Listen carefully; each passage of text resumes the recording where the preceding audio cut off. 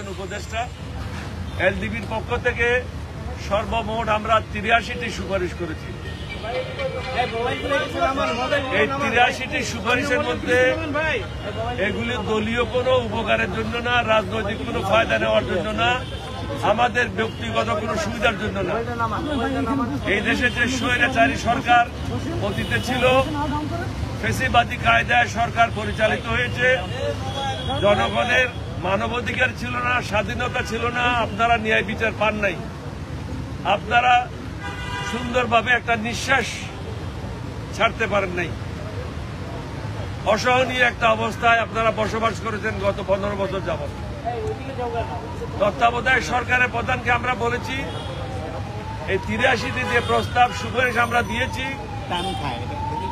এগুলি যেগুলি উনি মনে করবেন অন্তর্বর্তীকালীন সরকারের জন্য, যেগুলি সংস্কারের জন্য প্রয়োজন বা নিয়মিত রুটিন কাজের জন্য প্রয়োজন, এগুলি গ্রহণ করবেন, বাকিগুলি গ্রহণ করার প্রয়োজন নাই। আমাদের মূল লক্ষ্য হলো একটা পরিচ্ছন্ন বাংলাদেশ, দুর্নীতি মুক্ত বাংলাদেশ, চাঁদাবাজ মুক্ত বাংলাদেশ। এখনো পর্যন্ত আমরা বাংলাদেশকে চাঁদাবাজ মুক্ত করতে পারি নাই।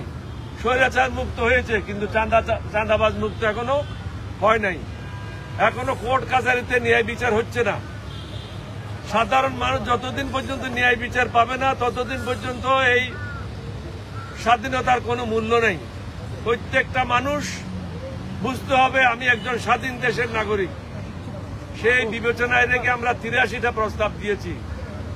এই প্রস্তাবগুলির মধ্যে অনেকগুলি আপনাদের সাথে আমরা শেয়ার করেছি বিভিন্ন সময়। 8ই আগস্ট একটা প্রেস কনফারেন্সের মাধ্যমে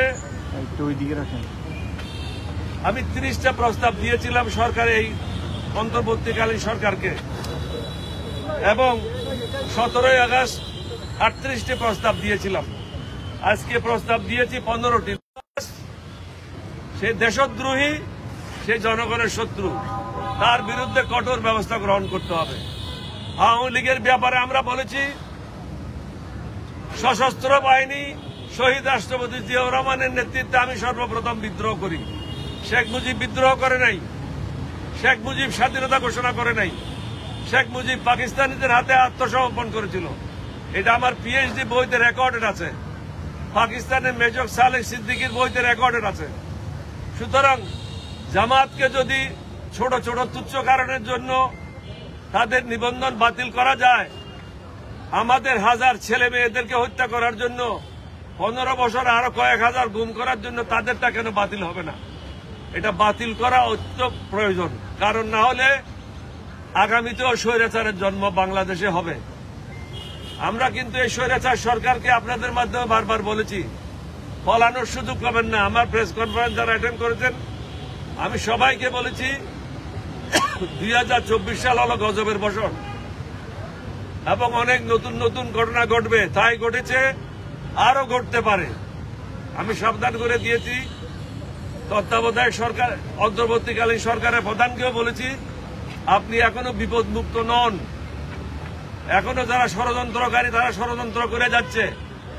যারা হাসিনার পদলেখী ছিল তার লোটা উঠাইতো, তারা এখনো চাকরিচ্যুত হয় নাই, তাদের বিরুদ্ধে দুর্নীতির অভিযোগ নিয়ে কোনো তদন্ত শুরু হয় নাই। একজন লোককে শুধু এক জায়গা থেকে অন্য জায়গায় পদ বদলি করলে সমস্যার সমাধান হবে না। যারা প্রকৃতপক্ষে দোষী, দেশের শত্রু, জনগণের শত্রু, তাদেরকে জেলে নিক্ষেপ করতে হবে, তাদের বিরুদ্ধে কঠোর ব্যবস্থা নিতে হবে। তাহলেই এই দেশের মানুষ শান্তিতে ঘুমাইতে পারবে। এখন শান্তিতে ঘুমাইতে পারছে না। কালকেও কোনো ব্যবসায়ের গাড়িগুলি রাজনৈতিক নেতারা এক জায়গা থেকে এক জায়গায় নেওয়ার জন্য সাহায্য করেছে। শুধু আমি পত্রিকাতে বললাম, প্রেস রিলিজ দিলাম, এটা যথেষ্ট নয়। তাদেরকে ধরে দিতে হবে, পুলিশের কাছে হস্তান্তর করতে হবে। নাগরিক হিসাবে আমাদেরও কিছু দায়িত্ব রয়েছে। আমরা শুধু রাজনীতি করব, সুন্দর সুন্দর বক্তব্য রাখবো, মন্ত্রী হব, এমপি হব, এটা না। মনুষ্যত্ব আমরা হারাই ফেলেছি, মনুষ্যত্ব ফিরে নিয়ে আসতে হবে।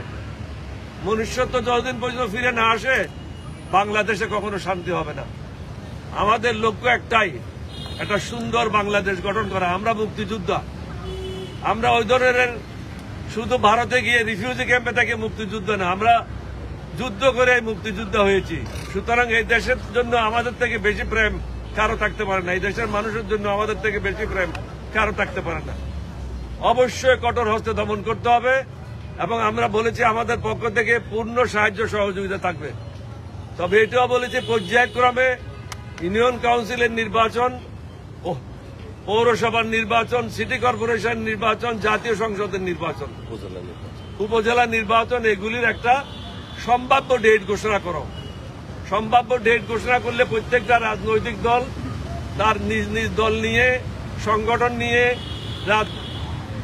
নির্বাচনের জন্য প্রস্তুত গ্রহণ করতে পারবে। হঠাৎ করে আপনি যদি এখান থেকে অ্যানাউন্স করেন তাহলে অসুবিধা হবে। রাজনৈতিক দলদেরকে ব্যস্ত রাখার জন্য একমাত্র অস্ত্র হলো নির্বাচনের একটা ফোরকাস্ট দিয়ে দেওয়া। এটা 6 মাস পরেও হইতে পারে, 9 মাস পরেও হইতে পারে, কিন্তু নির্বাচন তো হইতে হবে যত তাড়াতাড়ি সম্ভব। অন্তর্বর্তীকালীন সরকারের জন্য ভালো, রাজনৈতিক দলের জন্য ভালো, দেশের জন্য ভালো। তবে সংস্কার করার পূর্বে কোনো নির্বাচন হওয়া কোনো অবস্থাতে বাঞ্ছনীয় না। সংস্কার সম্পূর্ণ করতে হবে, দেশের মানুষের মধ্যে মনুষ্যত্ব ফিরিয়ে নিয়ে আসতে হবে এবং আমাদের ছেলে মেয়েদের ভবিষ্যৎ গড়ার জন্য শিক্ষা প্রতিষ্ঠানগুলিকে সঠিকভাবে পরিচালনার জন্য সুযোগ করতে হবে এবং যে পাঠ্যপুস্তকগুলি আছে যেখানে ধর্মবিরোধী কর্মকাণ্ড আছে এগুলি সকল বাদ দিতে হবে।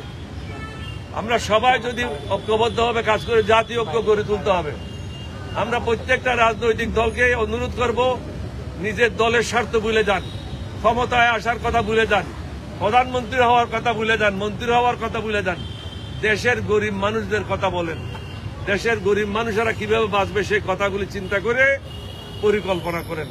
আপনাদের সবাইকে ধন্যবাদ। বাংলাদেশ জিন্দাবাদ।